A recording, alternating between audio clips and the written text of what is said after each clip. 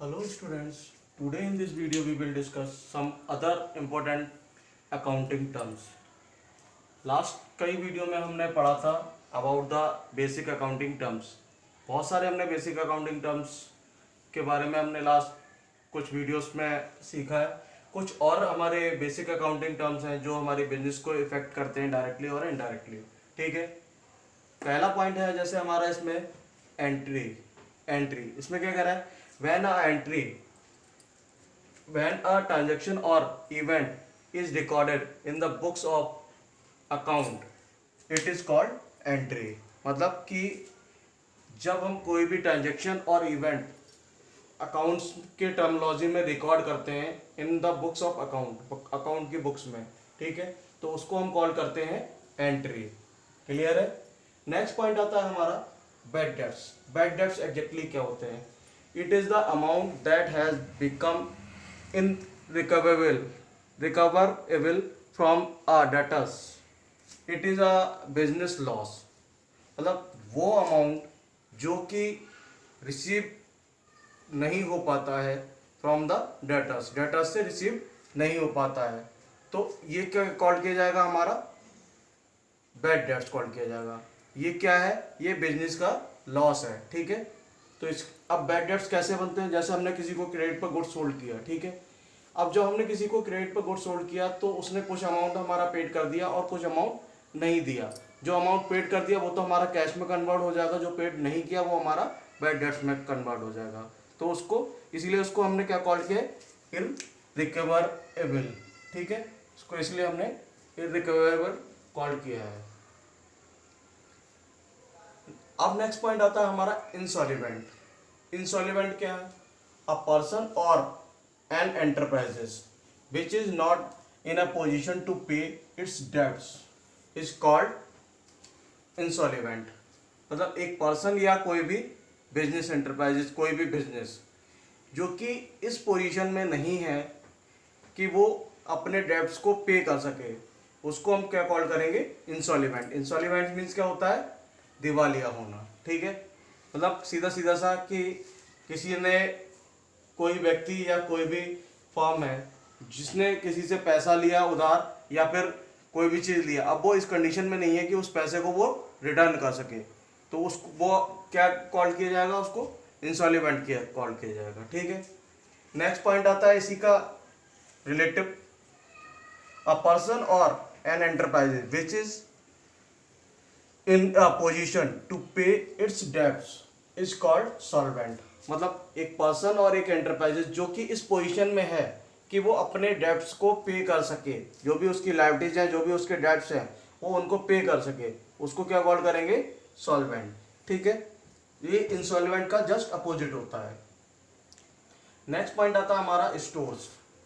The term store is used to denote material held by an enterprises.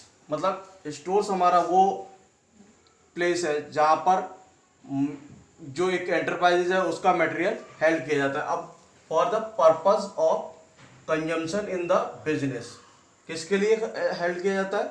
Business में उसको consume करने के लिए, कंजम्पशन करने के लिए उसको हेल्ड किया जाता है, एंड नॉट फॉर रीसेल, ना कि उसको दोबारा बेचने के लिए। अब उसके लिए कौन सा एग्जाम्पल है? जैसे स्पेयर पार्ट हमने परचेज किए फॉर द मशीनरी के लिए हमने स्पेयर पार्ट परचेज किए, तो वो जो स्पेयर पार्ट हमने परचेज किए वो मशीनरी में टाइम टू टाइम यूटिलाइज करने के लिए, मशीनरी का कोई भी पार्ट खराब होगा तो उसको रिप्लेस करने के लिए हम उसमें यूज करेंगे। ठीक है, पैकिंग मटेरियल एक्सेट्रा, जो भी हम गुड्स मैन्युफैक्चर कर रहे हैं तो उसको हम पैकिंग के लिए यूज करेंगे उसमें। ठीक है, तो वो हमारे लिए, हम उसको रीसेल नहीं कर रहे हैं, उसका हम बिजनेस नहीं कर रहे हैं, हम उसको उठा करके बेचने के लिए नहीं खरीद रहे हैं। ठीक है, ये क्या कर रहा है? हमारी बिजनेस में टाइम टू टाइम यूज में आएगा, उसके लिए हम स्टोर्स कर रहे हैं। ठीक है, नेक्स्ट पॉइंट आता है हमारा एंटिटी मीन्स एक खुद का अपना वो, इसमें कह रहा है एन एंटिटी और business entity means an economic unit which is form for earning income by providing services और सेलिंग गुड्स। मीन्स कि एक वो इंटरप्राइजेज या वो एक बिजनेस जो कि किसके लिए फॉर्म किया जा रहा है? एक इकोनॉमिक यूनिट है ठीक है, वो किसके लिए फॉर्म किया जा रहा है, for earning income, income earn करने के लिए फॉर्म किया जा रहा है। ठीक है, ये एक इकोनॉमिक यूनिट है, मतलब इसके थ्रू हम अब इकोनॉमिक एक्टिविटी में इन्वॉल्व होंगे। किस बेसिस पर, by providing services, service provide करके और सेलिंग गुड्स, या तो हम सर्विस प्रोवाइड करा रहे होंगे या फिर हम गुड्स सेल कर रहे होंगे। जैसे इसके कुछ एग्जांपल्स हैं, जैसे एलजी इलेक्ट्रॉनिक्स, एलजी इलेक्ट्रॉनिक्स हमारा एक वो है जिसमें गुड्स वगैरह मार्केट में, मारुति सुजुकी इस सेक्टर है। ये जो कुछ है इसके एग्जांपल्स हैं। नेक्स्ट पॉइंट आता है हमारा टर्नओवर।